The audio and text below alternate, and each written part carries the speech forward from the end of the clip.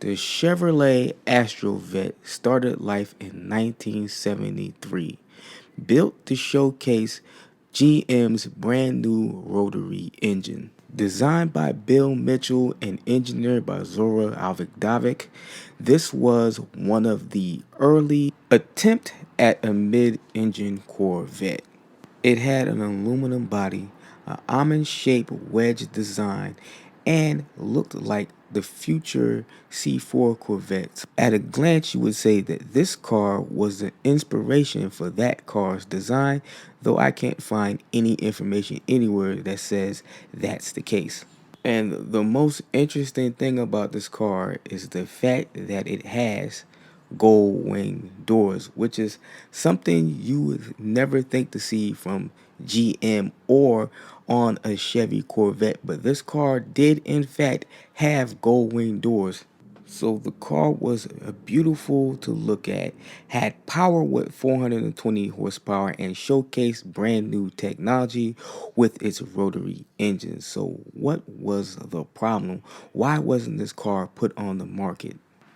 Well, there was really two factors, and one of those factors was the rotary engine. GM had decided to bond two rotary engines for this car, making its horsepower 420. Well, apparently that engine wasn't as reliable as GM had hoped, and the second factor being the fuel embargoes going on in the 1970s at the time.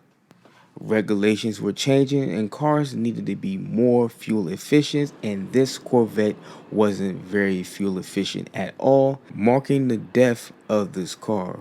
Or so it had seemed, because this car would make its return to the public eye in 1977, 4 years after its first conception.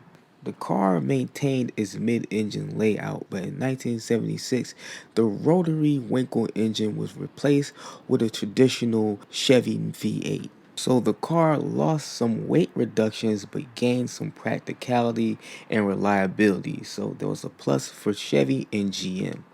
And this is when the car gained its new moniker, the Aerovette. And it was extremely popular, so much so that GM greenlit its production in 1980. Now you're probably thinking that the Aerovette was a limited production car, maybe one of 10 ever built. But sadly, it wasn't meant to be. This car was never built for a bunch of reasons. The supporters for this car, Zora and Mitchell, had retired from GM in the late 1970s. And Zora's replacement, Dave McClellan, had decided a front mid-engine car would be more practical than a mid-engine layout, effectively killing this car. Also, the sales of imported mid-engine cars didn't really help this car's case, so that's also a factor in this car's demise.